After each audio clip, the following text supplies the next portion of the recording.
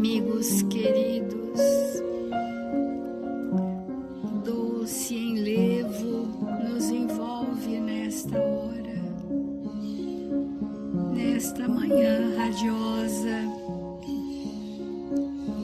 que surge nos convidando ao despertar dos nossos sentimentos para a bênção da vida, registrar no íntimo do nosso ser as oportunidades felizes, os convites à renovação de nós mesmos, o trabalho de aprendermos a servir em nome de Jesus.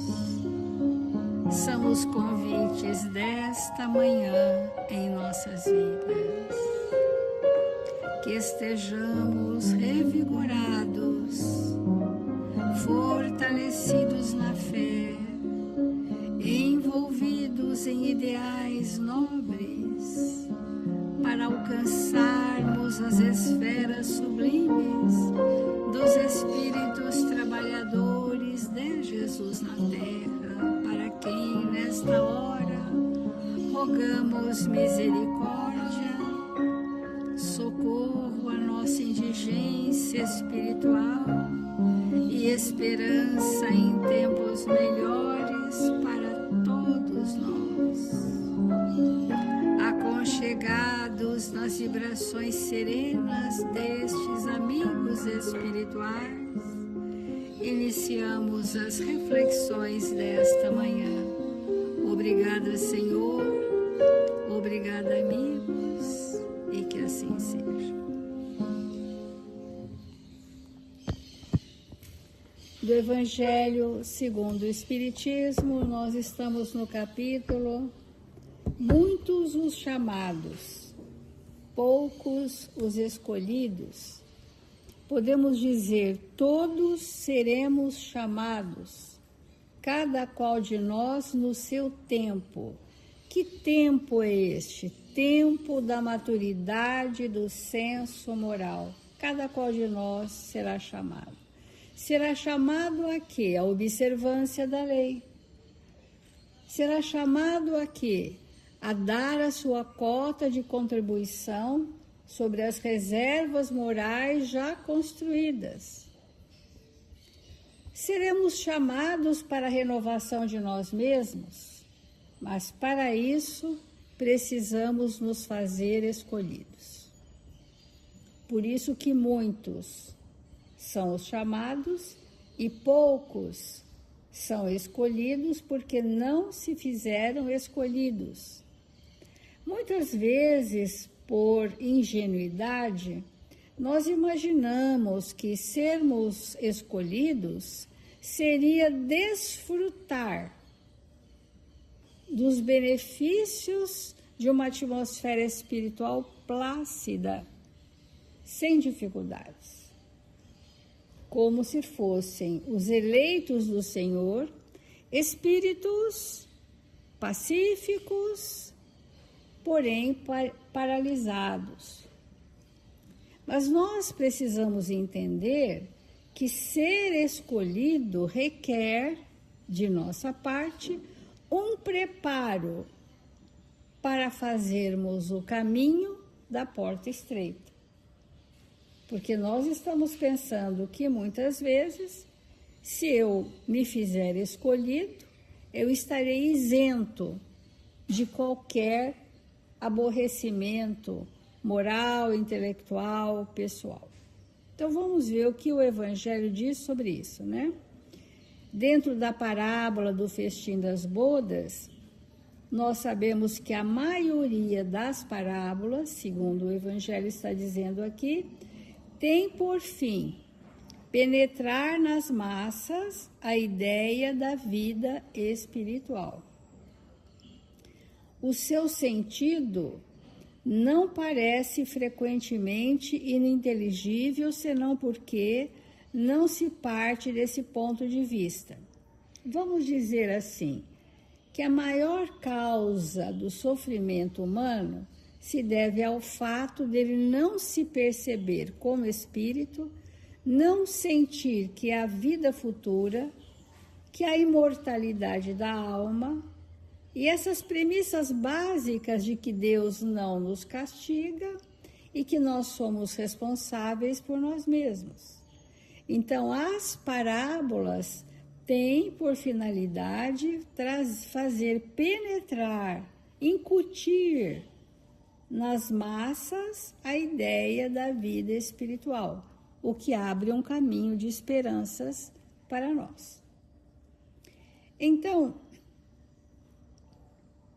nós já temos falado quem foram os primeiros enviados, que eram os hebreus, depois foram os profetas, os homens do povo, a todos nós, porque o chamamento é para a humanidade toda.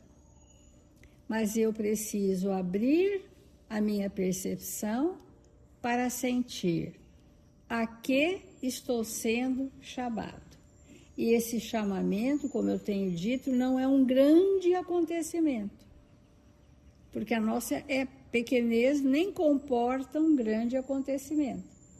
Mas que acontecimento eu estou sendo chamado? Nas linhas sutis do meu planejamento reencarnatório. Ali estão todos os chamados.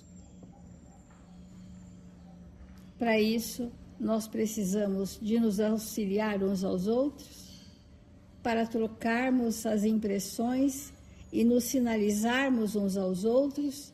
Que linhas sutis são essas do meu planejamento reencarnatório que consta do chamamento e que eu não ouvi?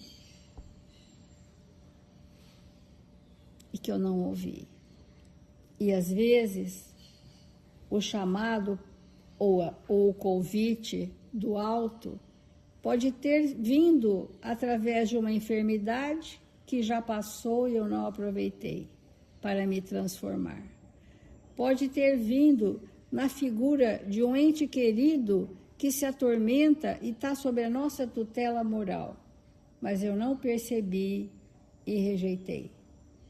Pode ter vindo profissionalmente numa desacomodação para que eu saísse da inércia e da ociosidade, mas eu não percebi e não aproveitei. Porque fiquei esperando um conforto e que esse chamamento me fizesse eleito do Senhor para simbolicamente sentar-me à direita ou à esquerda do mesmo. Olha as fantasias milenares que nós fazemos. E Emmanuel vai trazer para nós uma lição interessante sobre chamados e escolhidos, para a gente entender que nós já fomos chamados. E aí vem uma pergunta no ar, mas eu já fui, nem sei aonde, nem... Nossa, alguém pode me dizer como fui chamado? Sim, podemos conversar sobre. E também, muitos de nós já somos escolhidos. Mas os escolhidos do Senhor não são aqueles isentos de angústias. Vamos ver quem são, ou quem somos, né? Chamados e escolhidos. Diz assim: estejamos convictos de que ainda nos achamos a longa distância do convívio com os eleitos da vida celeste. Nós não somos os bem-aventurados, ditosos e felizes. Entretanto, ou nem por isso, pelo chamamento da fé viva, que hoje nos traz ao conhecimento superior, guardemos a certeza de que já somos os escolhidos. Agora, o que nós não sabemos, escolhidos para quê? E Emmanuel traz para nós uma lista que a gente vai, aos poucos, procurar compreender, que diz assim: então, já somos os escolhidos. Para quê? Para a regeneração de nós mesmos. Olha que escolha. Eu escolhi me regenerar.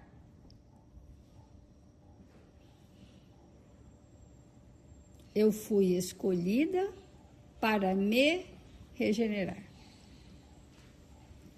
E o processo da regeneração não é a gente se despojar de tudo aquilo que não compõe a espiritualização da existência. Tudo que não compõe a espiritualização da existência é um entrave ao meu processo de regeneração. É isso que nós temos sido chamados e até escolhidos. Esses entraves que eu teimo em alinhar comigo, em permanecer comigo, é uma livre escolha. Eu estou sendo chamado, já fui escolhido, mas não abro mão dos entraves que me impedem de atravessar a porta estreita. Precisa fazer sentido isso para nós. Para cada qual de nós particularizar o que a gente está dizendo aqui. Quando que eu entrarei, eu, espírito, no tempo de regeneração? Não é finalizar, ser regenerado, mas estar em estado de regeneração. Quando eu tirar os entraves, esses entraves são de natureza emocional, como, por exemplo, mágoas, ressentimentos, ausência do perdão, egoísmo e vingança e outros mais, que eu preciso me despojar para entrar num estado de regeneração e fazer jus a sermos os escolhidos. Escolhidos para nos regenerarmos. E Emmanuel entra com outro item. Então, alguns estão sendo escolhidos para a regeneração de si mesmos, para o cultivo sistemático, diário e intensivo do bem. Então, vocês estão vendo que o escolhido, ele é intenso o trabalho que ele tem que realizar. Não é um descanso. Ai, graças a Deus, eu fui chamada e fui escolhida. É intenso, porque, tendo sido escolhido, para quê? Para cultivar sistematicamente, diariamente, intensamente, todo o bem possível, ininterruptamente, como diz Ana Maria. É para isso que nós estamos sendo escolhidos. Vamos escrever sobre isso quanto à nossa temática pessoal. Nós vamos nos surpreender. Mas para mais o que eu estou sendo escolhido? E Emmanuel diz, para o esquecimento de todas as faltas do próximo. Aí entra na temática do perdão. Eu preciso esquecer as faltas do próximo, de modo a recapitular com rigor as nossas próprias imperfeições, redimindo-as. Então, à medida em que eu diluo do meu campo mental a nódoa do desentendimento, da mágoa do próximo, com rigor, eu limpo as minhas imperfeições e me redimo perante a lei de Deus. Olha que espetáculo de dinâmica didática desses espíritos nos ensinando, letra por letra, como ser mais feliz. Como ser mais feliz. Nós também fomos escolhidos, segundo Emmanuel, para o perdão incondicional em todas as circunstâncias da vida. A maior terapêutica para o espírito no planeta Terra é perdoar para amar os inimigos. Esse é o auge da perfeição humana nesse planeta. Porque perdoar para amar os inimigos é um estado caridoso da consciência. E aí a gente se cura. Então é sobre essa cura do espírito, aqui no caso, através do perdão. E a gente vai continuar. Irmãos, para que possamos nos situar dentro desse contexto, sermos chamados e escolhidos, é sempre conveniente que nós possamos trazer de tempos em tempos algumas situações reais. E eu escolhi alguns trechos do início do livro Paulo e Estevão para comentar essa questão das escolhas e irmos buscando entender o que significa sermos chamados e depois escolhidos. E no início do livro, Emmanuel traz a história de Gesiel, que lá na frente vai se chamar Estevão. E ele morava com seu pai e a irmã Abigail, numa casa muito simples. Eles eram proprietários de grande pedaço de terra e, com o tempo, o César e aqueles que organizavam aquelas regiões foram tomando os espaços que eles tinham. E já no fim da vida do pai de Estevão, eles estavam com uma área extremamente limitada. E é interessante a gente observar essa história, porque ali haviam 3 espíritos num contexto reencarnatório.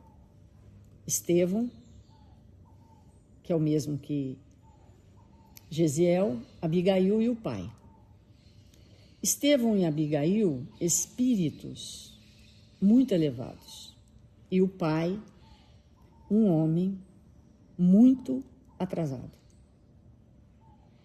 Isso é bem próprio da Terra, porque aqui a gente precisa se misturar para melhorar, o que não é possível no mundo espiritual. Então ele começa contando que o pai, que já era bastante idoso, um dia sai de casa para ir entregar no mercado alguns legumes que havia colhido, e no meio do caminho ele é surpreendido, ele passa ao lado de alguns soldados, e um dos soldados interroga a ele: "Olá, judeu desprezível, como ousa passar sem saudar os teus senhores?" O interpelado ficou pálido e não sabia o que responder, disse algumas palavras. E o soldado pergunta o nome dele, ele fala Jochedeb, e não aceitando as considerações daquele senhor, o soldado o esbofeteia a tal ponto e com tanta violência que ele cai no chão várias vezes. E obviamente que diante daquela situação, ele não tinha nenhuma condição de reagir, porque haviam vários soldados, ele era um homem idoso. E ele sabia que seria fatal uma reação. Então ele não reage. Mas o seu pensamento, os seus sentimentos eram os piores possíveis.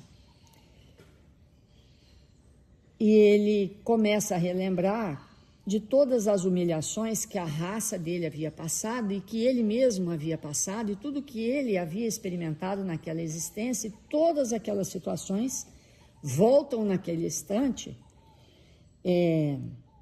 trazendo profunda amargura ao seu coração, profunda revolta. Mesmo assim, ele sai silencioso, vai ao mercado, entrega o que ele precisava entregar, e quando ele retorna no caminho de volta, ele busca sair daquele lugar onde havia encontrado aqueles soldados, passa por outra rua, encontra novo contingente de soldados, e aí, não querendo ser machucado novamente, ele tenta cumprimentar e falar salve ao César, e quando ele fala isso, os soldados que estavam ali ficam profundamente irritados, o tomam novamente e dão outra vez uma surra, só que dessa vez mais violenta. E ele cai novamente, o rosto fica sangrando.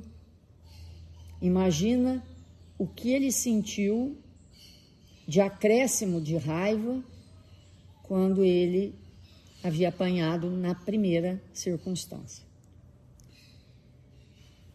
E seguindo mais adiante, ele escuta alguém dizendo algo que toca profundamente o campo mental dele.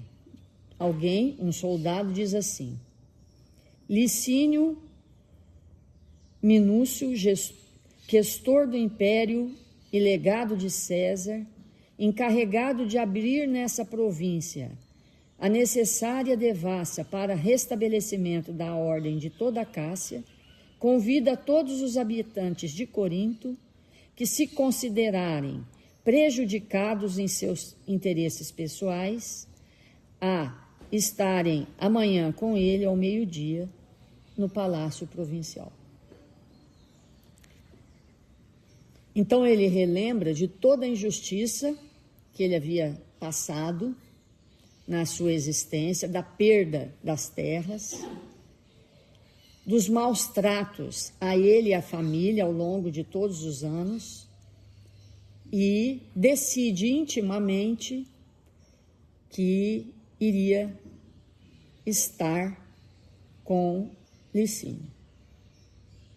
Quando ele chega em casa, ele é surpreendido pelos filhos que perguntam para ele: pai, que sangue é esse?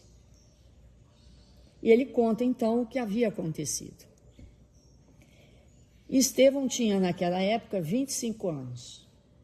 Vamos imaginar a cena: um pai idoso chegando em casa todo machucado, e um filho com 25 anos, com todo o vigor físico. Ao ver aquela cena, o que será que Estevão experimentou ou disse? E o que nós faríamos se fôssemos filhos daquele homem e estivéssemos naquela situação? Hoje, o que faríamos hoje? Porque naquela época, ninguém sabia que Jesus havia vindo naquela região. Eles não sabiam. Então, eles não tinham noção nenhuma do Evangelho, embora tivessem todo o conhecimento do Velho Testamento. Então, o que Estevão faz? Abraçando o pai, ouvindo o desabafo amargo, palavra por palavra, diz: coragem, pai. Deus é de justiça e sabedoria. Confiemos em sua proteção. Então, um espírito é chamado durante toda uma existência até a velhice a passar por situações muito difíceis, que certamente estava numa posição de passar por isso, e em existências passadas, certamente, fez outros passarem por isso. Mas, naquela existência, aquele senhor tinha escolhido ficar nas mágoas, na posição de injustiçado, na posição daquele que não estava disposto a aprender lição de ordem alguma, porque realmente aquelas lições não eram simples de serem aprendidas.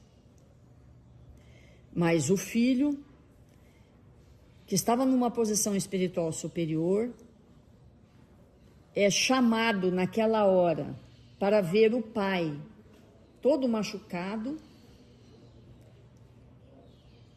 e fazer uma escolha. E ele faz a escolha de demonstrar ao pai que era melhor ter confiança em Deus e não ficar preso àquela cena, porque aquilo passaria de alguma maneira. Obviamente que o pai aceita aquelas considerações do filho e, em seguida, confessa para o filho que ele tinha ouvido aquela conversa do soldado a respeito de alguém, das pessoas da comunidade poderem estar com Licínio e falar das suas queixas, e decide ir até ele para expor todas as suas dores de uma existência inteira. E o rapaz então diz para o pai: meu pai, suplico-vos, não vá. E aí ele explica, Gesiel explica para o pai, por que ele não deveria ir. E o pai escuta todo o arrazoado do filho e diz: mas eu vou. Só que nós precisamos nos situar nisso. Nós precisamos nos situar. Nós não estamos contando uma historinha de alguém. E o pai diz: eu vou. E Gesiel então insiste: pai, nós temos uma religião. Vamos abrir as escrituras e ver o que Deus fala em relação a essa sua decisão. E nós espíritas também fazemos isso. Nas horas mais difíceis, se nós abrirmos o Evangelho vai falar. Com a mais absoluta certeza. O Evangelho vai dizer. Quando nós estamos numa dúvida entre uma coisa e outra, e abrimos o Evangelho, diz, porque é da lei, buscai e achareis. Então, o pai aceita que ele abra um texto ao acaso, e o texto diz assim: filho meu, não rejeiteis o corretivo do Senhor, nem te enojes de sua repreensão, porque Deus repreende aquele a quem ama, assim como o pai ao filho a quem quer bem. E ali ele fica estupefado de ver que as escrituras deixavam claro para ele que ele não deveria ir.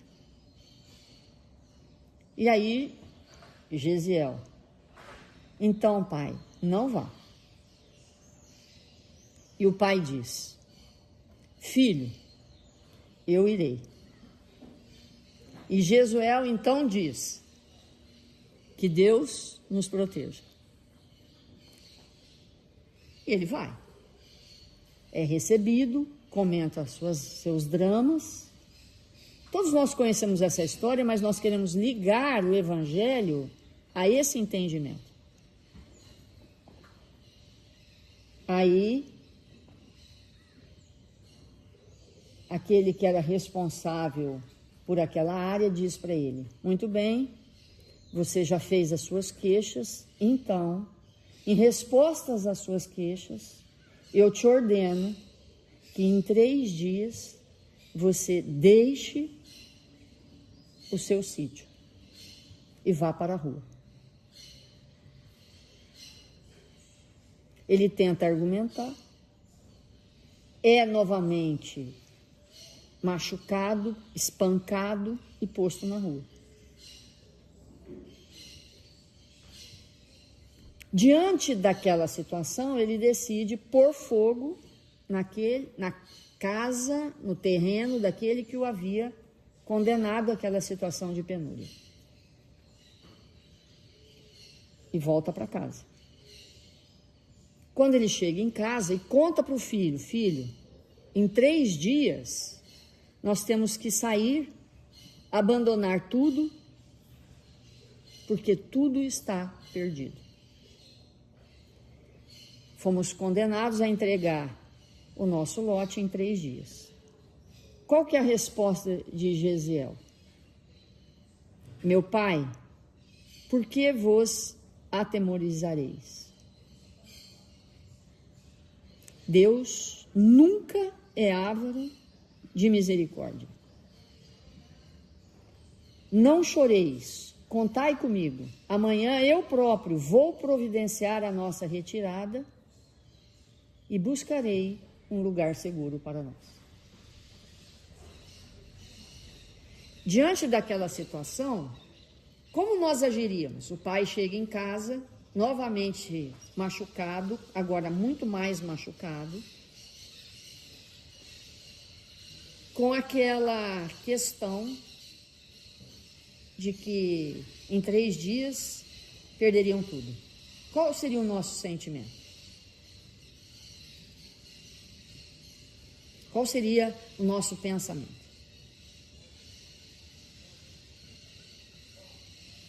Muitos os chamados, poucos os escolhidos.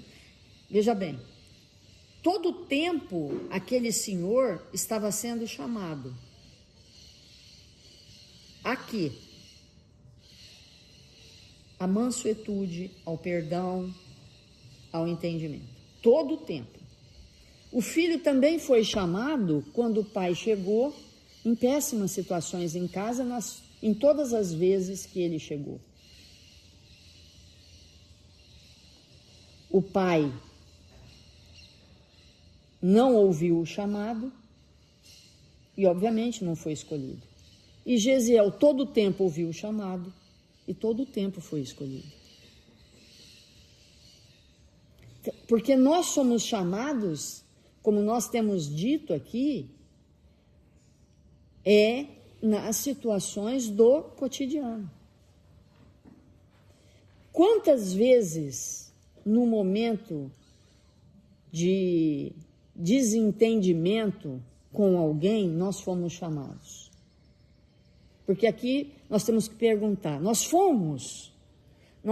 tivemos ao longo da nossa vida, até o presente dia, algum desentendimento? E nesses desentendimentos, que eram chamamentos, escutamos o chamado e fomos escolhidos? Porque quando a gente lê essa história, parece assim, não, mas ele era Estevão. Não, mas ela era Abigail.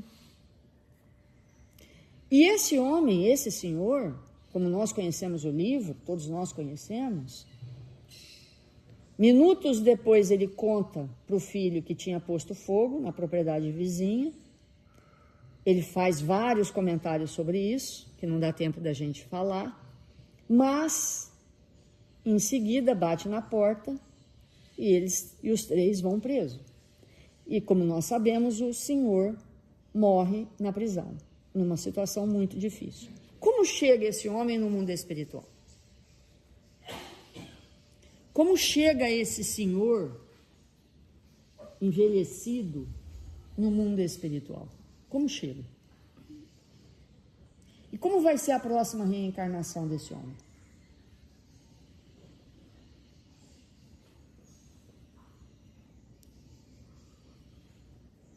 E Gesiel, na condição de Estevão, como chega no mundo espiritual? E Abigail? Porque é na terra que nós somos chamados e escolhidos. É na terra. Como eu me comporto quando eu tenho um entrever, uma dificuldade com alguém? Como que eu me comporto na hora que a coisa esquenta e ali eu sou chamado? Qual é o meu comportamento? Qual é o meu pensamento? E é disso que o Evangelho está falando. E eu gostaria de citar alguns exemplos desse texto para falar o que é ser chamado e o que é ser escolhido. Porque quando algo nos incomoda, quando algo dói em nós, seja da intensidade que for, nós temos que nos lembrar que ali tem um chamamento. Tem um chamamento. E vamos ver se a gente vai escutar. Vamos fazer a nossa prece.